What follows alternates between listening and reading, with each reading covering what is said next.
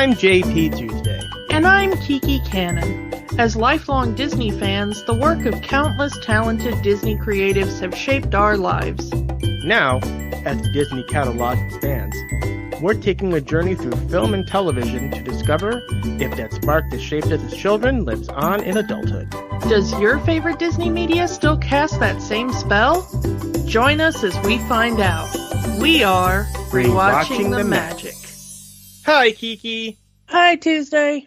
This week, we are taking a look at the 2011 movie Mars Needs Moms, which is a rare animated Disney movie not done by their major studios. This is not a Walt Disney Animation Studios film. This is not a Pixar film. This was done by Image Movers, and Image Movers has done a lot of movies. You probably heard of a few. They were involved with Back to the Future. They were involved with Roger Rabbit, Death Becomes Her, Forrest Gump. I'm pretty sure you've heard of these movies. In terms of this movie, I want to talk, before we really get into this movie, I want to talk about the style of this movie and that it continues. It had that Image Movers trend of animating an entire movie in motion capture. And they've done this a few times. The Polar Express, Monster House, Beowulf, Christmas Carol. And this was the movie that kind of ended that trend, and I think we're all better for it. I mean, Beowulf was probably the best version of that. I don't hate that one. Mm-hmm. The rest of those are kind of all nightmare fuel. It's not the motion capture. I'll get to the motion capture in a bit. It's the way they try to make these characters look realistic and it kind of enters Uncanny Valley levels of, we're trying to make this look realistic, but also make this look like a cartoon. This one, I will say, as far as that, is not as bad as Polar Express, which is just absolutely a waking nightmare. I mean, I haven't sat down and watched Polar Express beginning to end because, one, it's a Christmas movie, and two, waking nightmare Uncanny Valley. But that movie is, like, even just the trailer of that was like, okay, I didn't need sleep for the next week. But this is a little bit better than that because they leaned into the cartoony bit a bit more. Mm-hmm. But still, you know how we talk a lot about, like, oh, the graphics look so good on, high def and whatever. Nope. Not this one. Yeah, the graphics have not aged in the last 14 years since this movie came out. 2011, 13 years. There were some parts of this where it was like a close-up on a character's face or whatever, and I literally let out a yeah that, like, scared my dog. Mm-hmm. Because some of them were just not great and rather terrifying, and you could have just edited that shot out, maybe. I don't know. Who saw that in the final render and went, yeah, that's okay. Children won't have nightmares about that. I mean, there are people who watch Polar Express every year and they love that movie and that's their favorite Christmas movie. So there is an audience. I mean, there's an audience for horror movies too, but you know what I'm saying? Yeah, and their Image Movers' relationship with Disney didn't end there, or wasn't supposed to end there, because they were involved with other movies that were supposed to happen but didn't. About 10 years ago, there was a rumor of a remake of Yellow Submarine. Apparently, Image Movers was going to do that in the same, in the same motion capture animation style. And I'm glad that didn't happen because I don't want to see CG motion capture Beatles. Also, I don't want to see, unless it's the really cool idea for the biopic that is coming out soon. Mm-hmm. I don't know if you've heard about that. I've heard about the 4 biopics. Yeah, where they're doing 4 different biopics from the perspective of each of the Beatles. That I'm really stoked for. Because the surviving Beatles and all of the family members of the ones that have passed, everybody is on board with this idea, and I'm like, okay, that sounds cool. Somebody seems to have come up with a good idea that has united everybody involved. I don't, other than that, where you've got like an actor legitimately playing a part in a biopic, I don't want to see like somebody in a mocap suit trying to be like, oh, have I moved like Paul enough? Like, I don't want to see that. I got a hole in my pocket. Yeah, I mean, like, I don't want to see that. Like, just let the original animation stand. And of course, 20 years ago, they were trying to make the Roger Rabbit sequel happen, which never did. And honestly, at this point, I don't want a Roger Rabbit sequel. Let's leave that alone. Yeah, we talked about that before. Like, yeah, just let that go. Now I'm sad because I reminded myself of Coyote versus Acme. Oh, that thing needs to be in the public domain so much.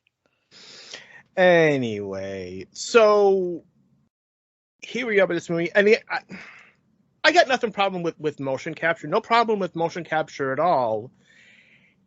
Motion capture can be good, like especially in situations where a real person wouldn't be believable, such as the formation of the Iron Man suit on Tony Stark, or Peter Parker in the Iron Spider suit, or how they animated Thanos in the Avengers movie. So it's like I'm okay with live motion capture in that regard. Yeah, I mean, basically, if you've got Andy Serkis doing anything, thumbs up motion capture. Exactly. But if you're doing the entire movie in motion capture, and every single actor is in a mocap suit on a set, on a soundstage doing this, and you're doing your best to try to make the animated characters look like the actors, just film it in live action. Like Joan Cusack is in this movie. She sounds like Joan Cusack, and her animated model looks like Joan Cusack. Yeah, and the same thing for Dan Folger. Mm-hmm. He's in this. They make the character look like him. He sounds like him. He's not doing a voice. The thing that confused me, and I had to like pause about halfway through the movie and look it up, was I remember when this movie came out, they really heavily were like, come watch this movie with Seth Green. Seth Green is going to be in this movie because he was really big at the time. Mm-hmm. And I'm like halfway through the movie and I'm like, I know Seth Green's voice really well because he's a big voice actor. Mm-hmm. I also know his face, and these actors, the faces look like the actors. That's Joan Cusack. That, I'm recognizing it. Even the Martians, Mm-hmm. that's Mindy Sterling. She's Frau Farbissina. I know who that woman is. Even if they make her look like a Martian, I know who that chick is. Even when she's talking Martian gibberish, I can clock who that is. So where is Seth Green in this movie? I am halfway through this movie. And I had to look it up, and it's like, oh, they made Seth Green do this entire movie in motion capture, and half the time he was on a wire because it's supposed to be like, oh, low Martian gravity, here I am being all John Carter. And then they got to the end of the movie and listened back to it, and they're like, oh yeah, you don't exactly sound like an 8-year-old kid because you're like a 30-something-year-old dude at this point. You don't want an entire movie with him doing the Chris Griffin voice? Well, he wasn't doing the Chris Griffin voice. If you watched at the end credits, where you can actually finally see that it was Seth Green doing the little kid, Mm-hmm. he's just using his own voice. So, like, I mean, Seth Green doesn't particularly have like a deep, bass voice or anything. So he still sounds rather young, but like, he sounded like a 30-year-old dude at that point.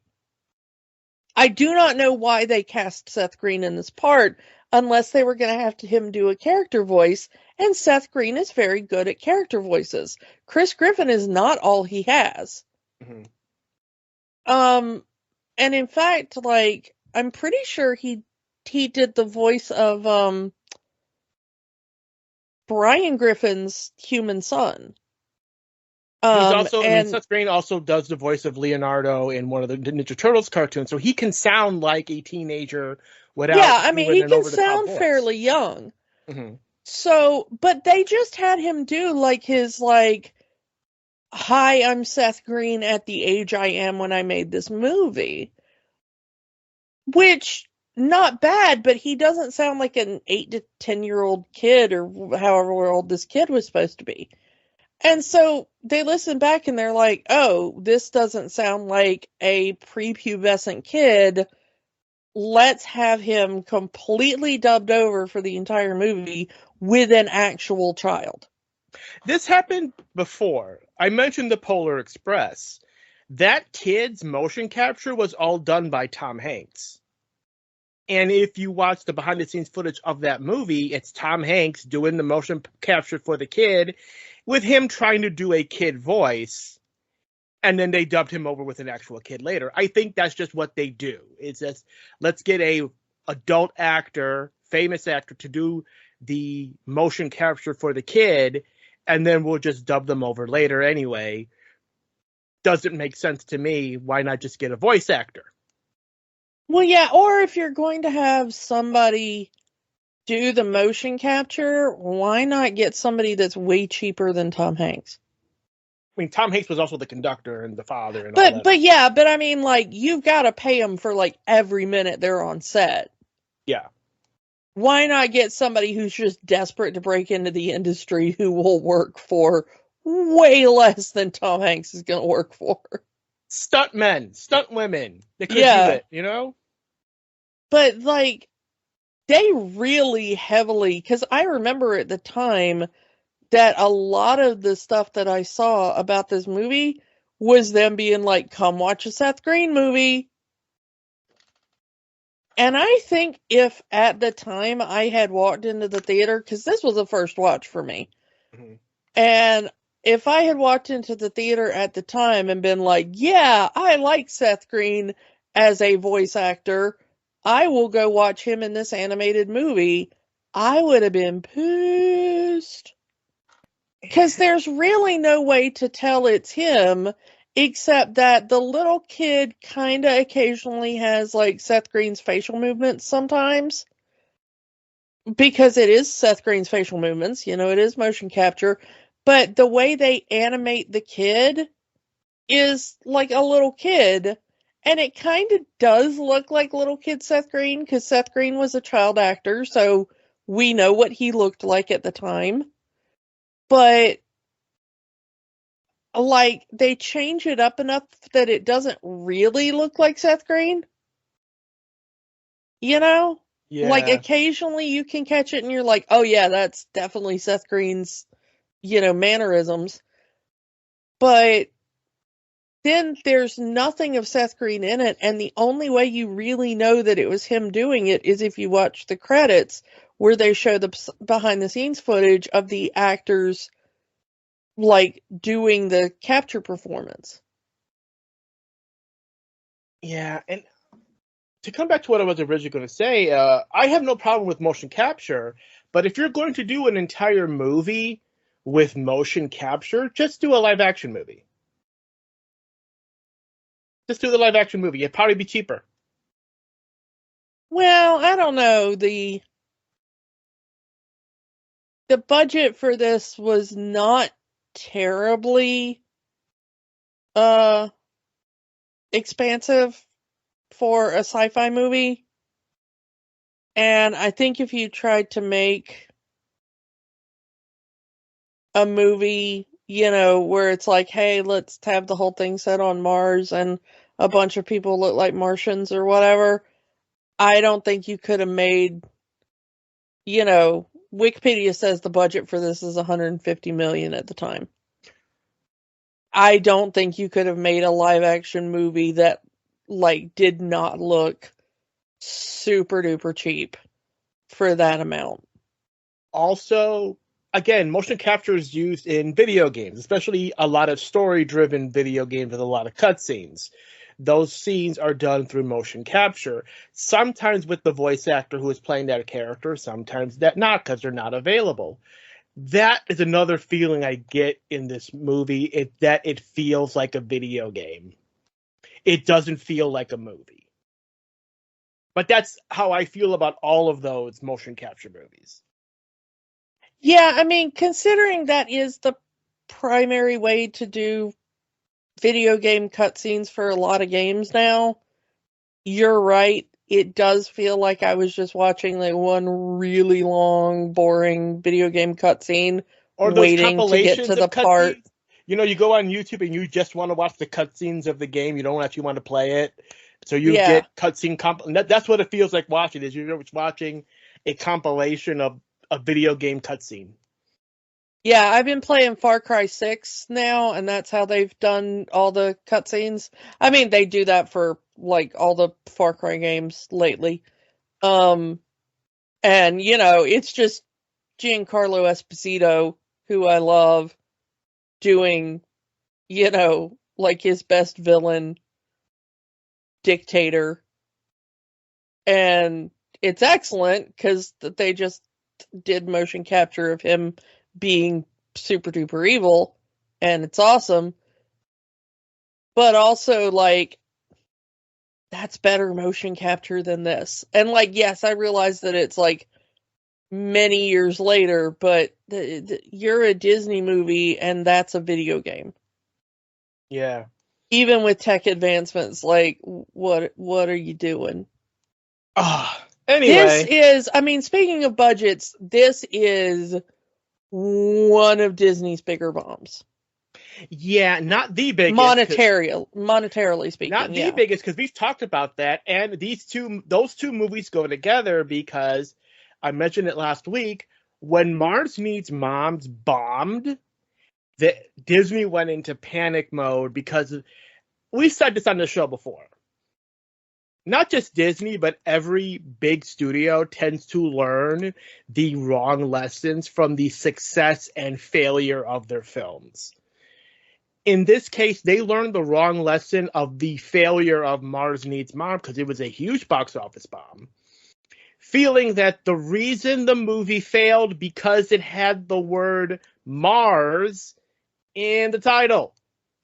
So they looked at their upcoming movie for next month, for the following year, called John Carter of Mars, and said, you know what, let's take the word Mars out of that title because Mars Needs Moms bombed, and if we can't have another movie with the word Mars on it, because that's why the movie bombed, go back to our John Carter episode to learn more about that. So, yeah, this movie was the direct reason why. I'm not saying that's the reason John Carter failed, but it was the reason the movie's name was changed. Yeah, we've already talked about the reason John Carter failed. Let's talk about the reason this movie failed. I think we already did. Well, no, there is more to the reason why this movie failed than just the mocap stuff. Mm-hmm. I mean, let's get into the plot of this movie, because I watched all the trailers for this movie when it came out and stuff, and you know me, I'll watch pretty much any random sci-fi trash that flits across my screen. You know, I never watched this movie. I didn't watch it in theaters, and then it became a bomb, and then I was like, yeah, I'll watch it later at some point when I'm bored, and I just never did, and then it was like, well, let's do it for the podcast, and now we're doing it, and so I watched it.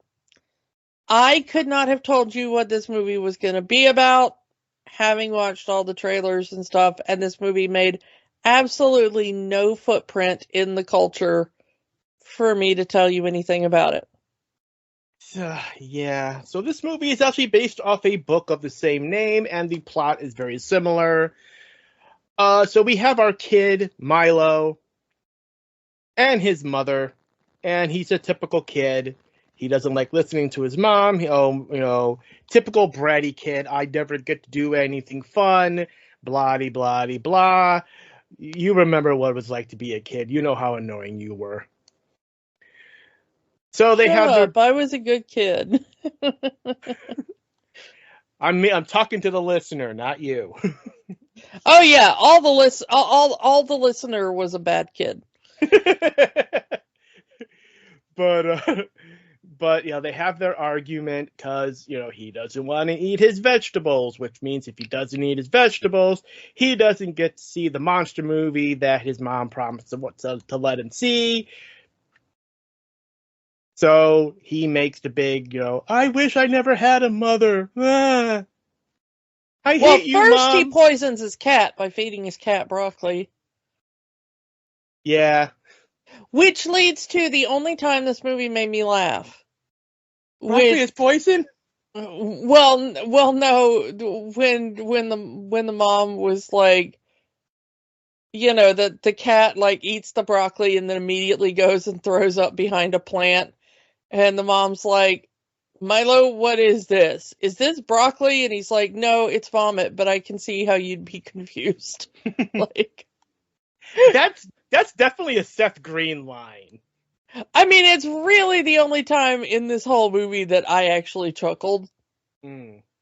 Like, I can see other points in the movie where things were supposed to be jokes.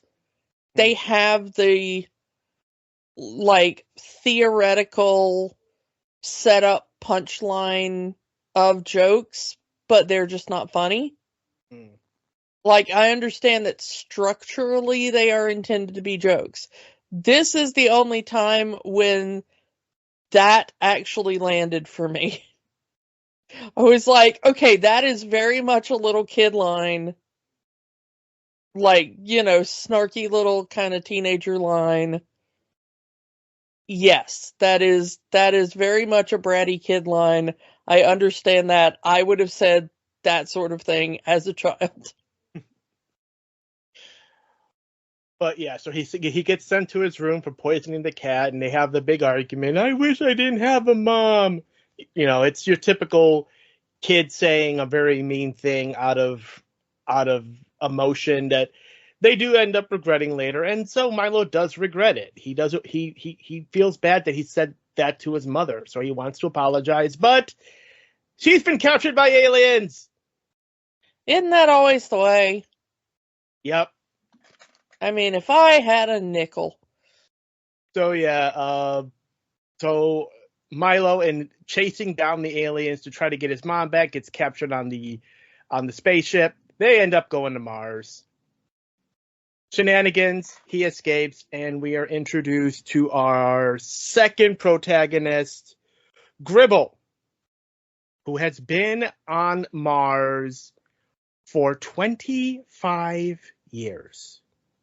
Because he says Martians are born every 25 years. When Martians are born, or hatch, as he says, the hatchlings, they need to be nurtured, they need to be taken care of, they need to be mothered. And apparently the Martian female population are just too busy with creating advanced technologies to take care of children. So they create nanny bots to raise the girls, while the boy Martians are sent to the garbage dumps to be raised by the other Martian men, who are just very emotional. They're very happy. They're hugging. They're all having a good time and partying. So the nanny bots need to be programmed. Apparently, a nanny bot can only be used once. So once every 25 years, they venture to Earth to capture the best mother that they can find, which in this case is Milo's mother, take him to Mars and extract their brain, their motherly instincts, what have you, which kills the mother. Let's be real, kills the mother, and then uses those brainwaves to program the nanny bots to raise the Martian girls. Yep, Gribble has been on Mars for 25 years, and we do get that very sad flashback sequence of Gribble trying and failing to save his mother. Dude watched his mother die right in front of him. That's gotta screw him up. Well, I mean, he's a very screwed up dude, so yeah. And the thing that's even worse is that it turns out that the reason why let me start over. The thing that's even worse is it turns out that the criteria that the Martians use to pick the mom is by finding a mom with a really good kid, like a relatively obedient kid. So he blames himself because he was a good kid. Yeah, because that's what they value is obedience. So if the child is relatively obedient, then they figure that the mom has done a good job mothering, and they want those skills for the nanny bots because obedience is the thing that they prize in their society. Gribble does make the point that what a messed up message to send to a kid, right? You did everything right. Here's your reward. Your mother's dead. Yeah. That's the thing, is that the Martians saw the point where Milo would, like, finally give in and take out the trash and finally do what his mom, but they didn't see the kind of back and forth. They didn't see the argument. I won't eat my broccoli. No, I wish I didn't have a mom. I wish and so that's why they took Milo's mom. We do get that scene right at the beginning of the movie of the Martians looking for what they consider to be the perfect mom. We get the mother with the bratty child who's just constantly throwing away ice cream as soon as she's being given to him. We don't hear any dialogue. We just see the mother's kind of give her ice cream, begging her to take, and she's just throwing and throwing and throwing each cone. Then we see another mother who has two kids who are just running around, not listening to a thing she says. Well, that poor mother. So, like, okay, those two mothers must not be good mothers because their children don't listen to them. Oh, here, look at this kid. This kid's actually doing what his mother tells him, her. But you're right. I mean, imagine telling that to a bratty kid. Is that because you're a brat, your mother will live. And because this kid is a good kid, his mother's going to die. Yeah. The thing is, though, is that when they get to Mars, you start seeing that, like, most of Mars is relatively colorless in the sense of, like, yes, the Martian soil is red and stuff, but the actual society is very gray and samey and, whatever. Except for occasionally you keep seeing this very colorful graffiti.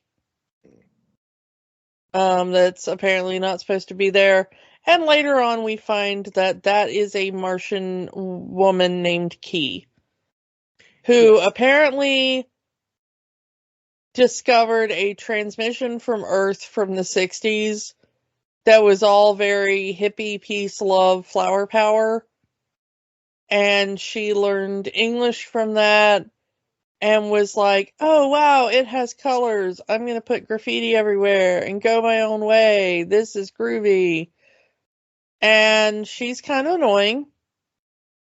She's supposed to be like the quirky love interest for Yeah, Gribble. Gribble get. Yeah, did we really need to have a love interest in this movie? Like most movies, no. Hmm. I mean, most movies do not need a love interest. Let's just be real. We've talked about it before. Hmm. But especially this one. But yeah, that's their little quirk is that Gribble sees the graffiti and finds it beautiful and wants to know who's doing it. And once they find out it's Key, he's head over heels for her. And she also ends up falling head over heels for Gribble because, as she says, I didn't know humans could change their skin color. Because he keeps blushing when she says nice things about him. Mm. I have two problems with this movie. Mm. One is a problem we frequently talk about when we don't like movies, which is one of the worst sins a movie can commit is to just be boring. And I found this movie very boring. Me too, to the point where I just ended up just doing other things around the house while the movie played in the background, which probably is the best way to watch this movie. Not gonna lie, I played a mindless video game while I had it on. Like, I got a lot of the new DLC of Power Wash Simulator completed while I watched this movie. Because that was the only thing keeping me awake through this movie, I'm not gonna lie. But the second part of this movie is I'm not sure what I'm supposed to get out of this movie as far as ethics, except love good.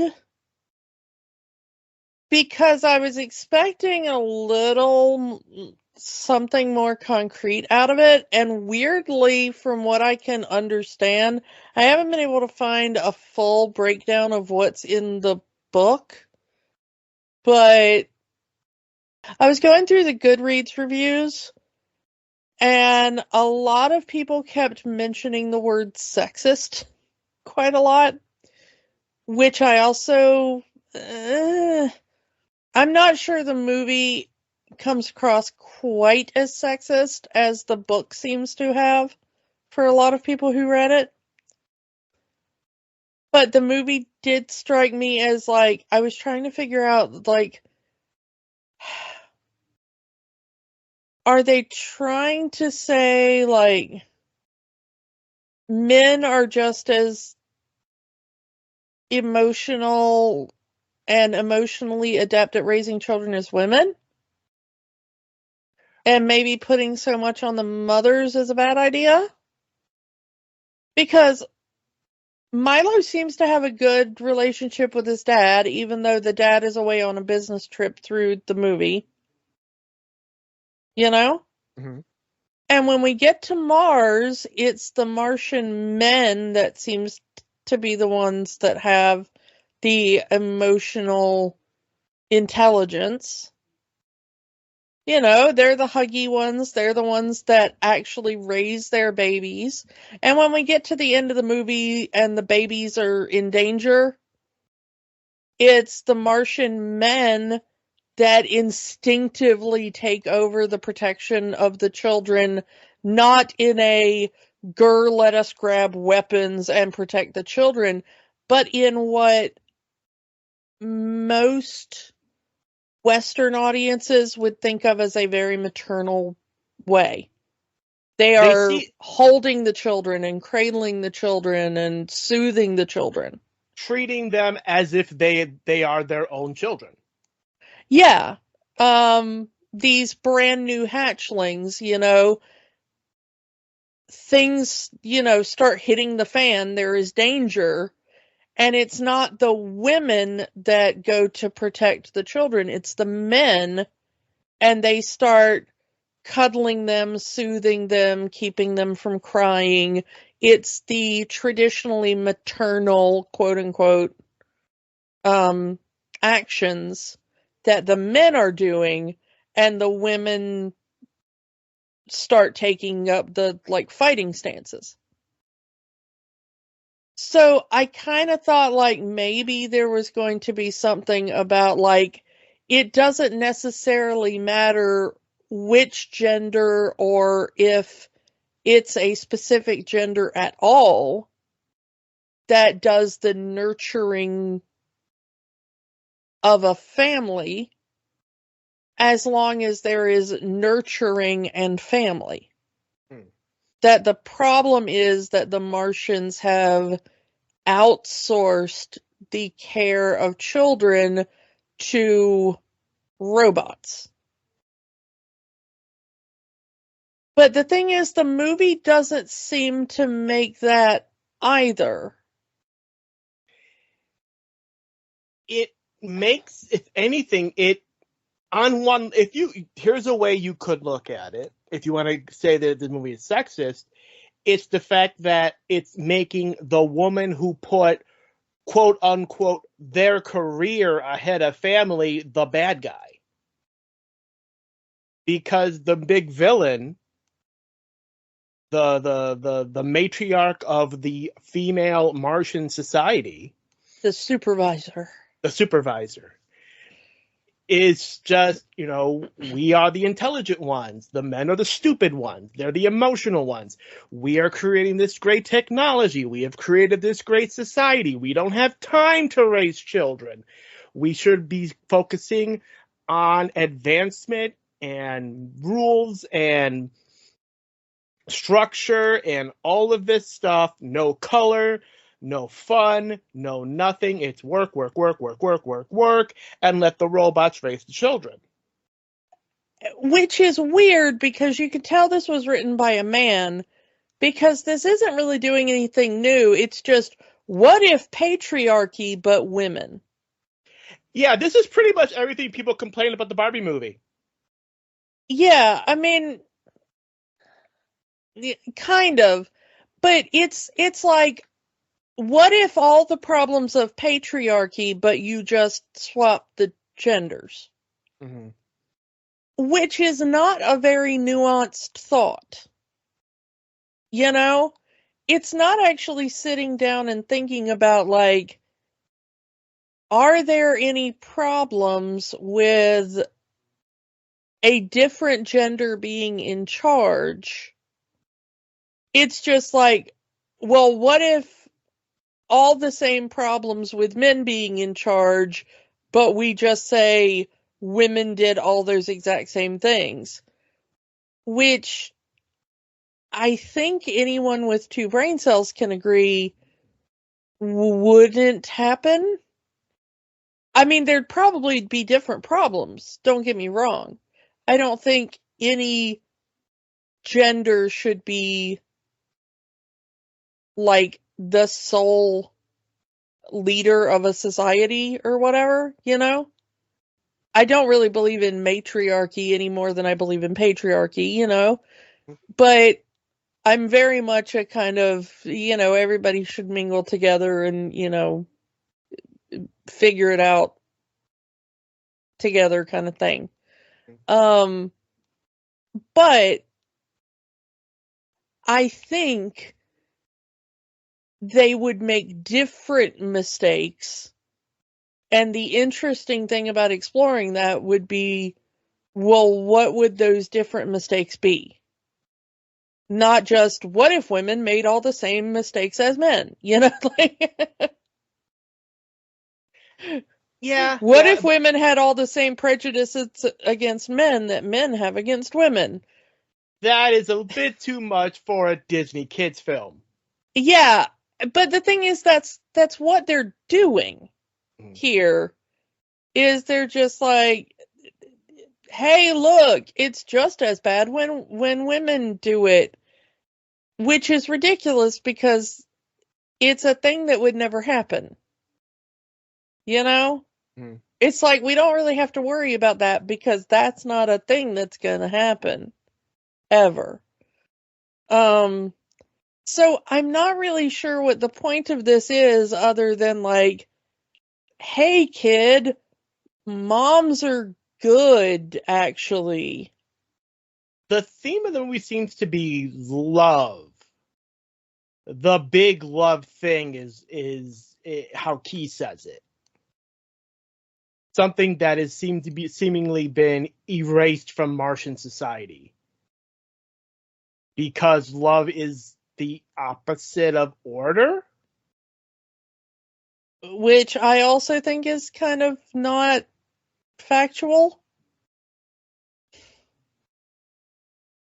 It's weird. And then, I mean, the end of the movie, of all things, plays Crazy Little Thing called Love by Queen.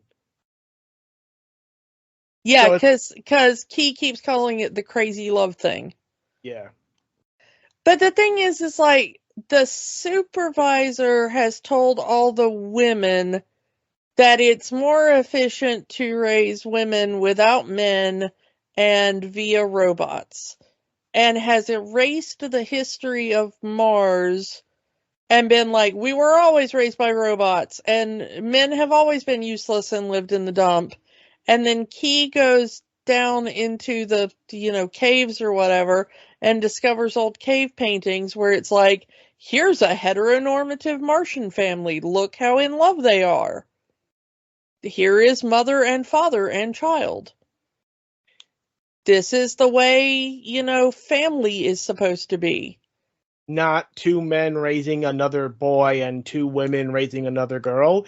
Again, questions that are too big to be asked by a children's Disney movie. Well, no, I think those are perfect questions to be asked by a children's Disney movie. I just don't think Disney was going to do it in 2011. They're probably not going to do it in 2024, but unless you're, the Owl House. But my point being, not necessarily that. I'll apologize for that. I'll apologize. Yeah, But no, I mean, you don't have to apologize, but I get what you're saying. Yeah, that's seemingly being the message that this movie is saying. But this movie, what I meant to say, and I'll rephrase what I was going to say, is that this movie does not have the emotional maturity to go into the details of that, instead of just saying that's a bad thing. Yeah. That's what I'm trying to say. Not having parents is bad thing, is kind of all this movie wants to say. Mm-hmm. Like, it doesn't even judge single parent, because Gribble is a child of a single parent. Yeah, he kind of is sort of a patriarch to in a kind of neutrally good way.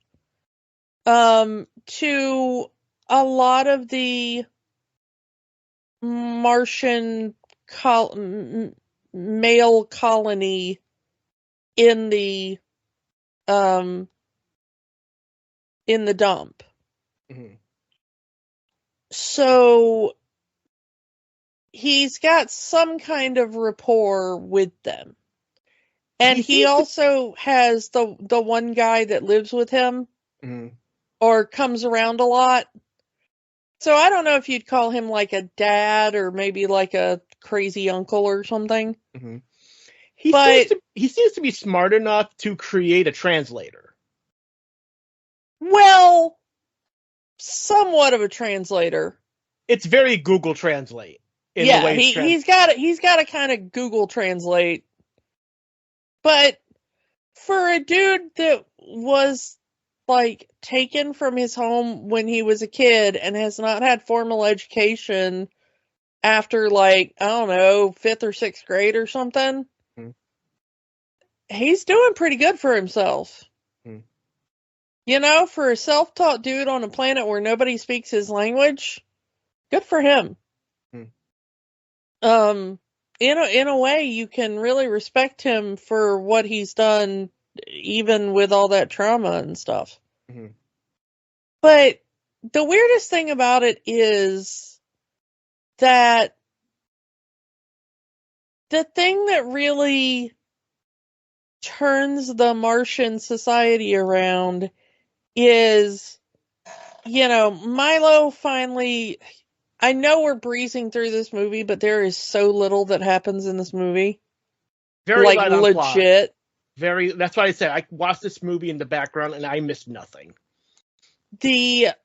But, finally, Gribble and Key and some little, robot that I think they thought was going to be like a merchandising, windfall or whatever.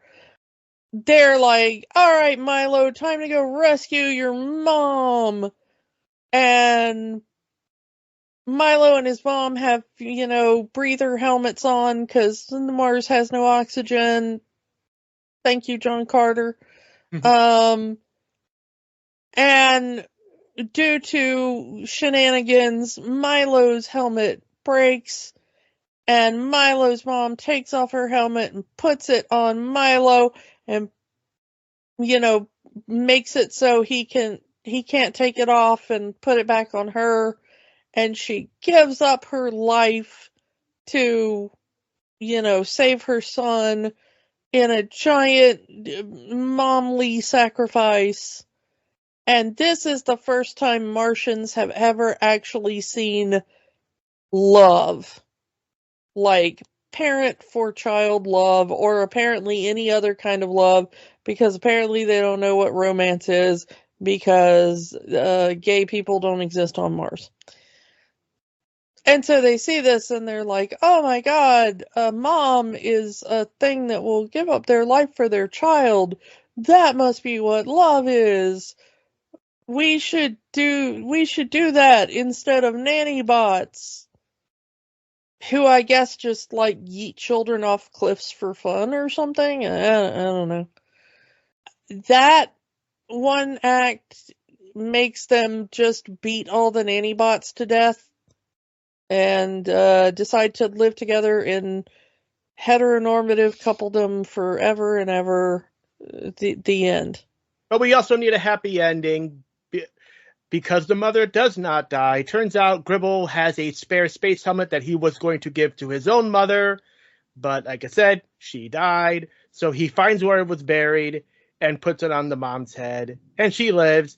Everybody lives, Rose! Everybody lives! Except for Gribble's mom, who is very, very dead. Yeah. But yeah, and then they take Milo and his mom back home just before his dad gets back from his work trip. Yay. Yay. Because Martian dads may be awesome, but Earth dads are stupid. And Gribble and Key go back to Mars to have lots of human Martian hybrid babies, I guess. I don't know.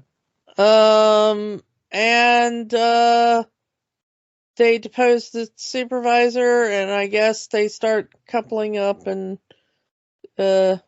whatever. Yeah, happy ending. Cue the song by Queen. And then they show you the credits where they prove that Seth Green apparently did work on this movie. Yeah. I mean, like I said, I understand what they were trying to do in this movie. I really, really do. I really, really don't. So you're doing better than I am. Like I said, they're trying to do the whole, the love of a parent and a child is the strongest bond of them all kind of thing, which is fine, but this movie doesn't really explain it very well. And like I said, this movie does not have the emotional maturity to handle a lot of the questions it's seemingly asking. And like I said, the best way to watch this movie is play it in the background and do something else. I think the best way to watch this movie is not at all. I mean, honestly, I enjoyed the movie. I enjoyed more listening to the movie than I did watching the movie. I think without the Uncanny Valley motion capture animation, story actually is more. I was able to understand the story more.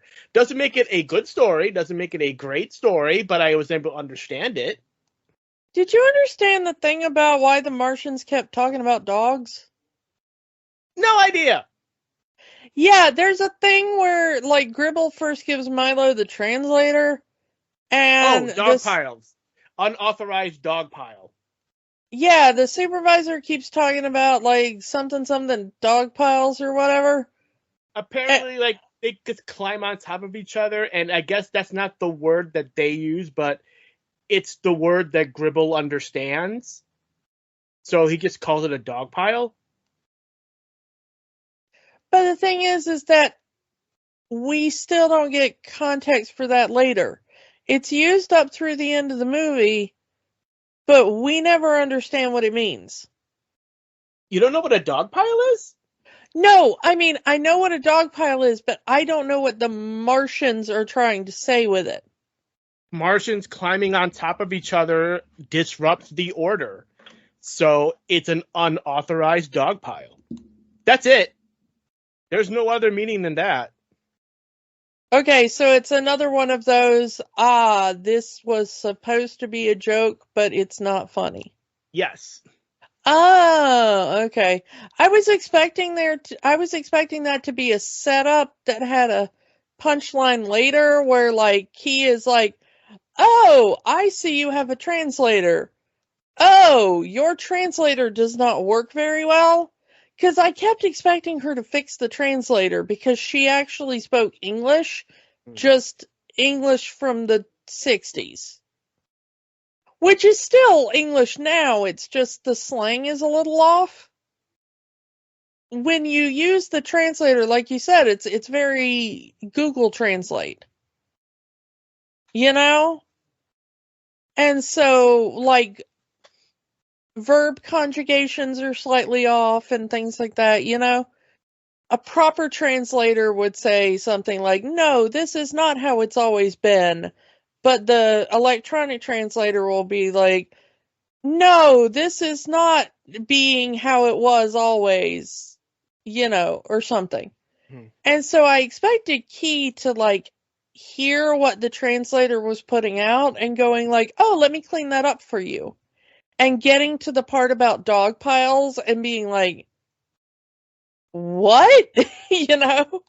I And think him it's being that like, there's "Oh, I hear it all the time, and I see it when this thing happens," and her being like, "Oh no, that's not the context at all." And then you find out that it's something like really boring and ordinary or whatever.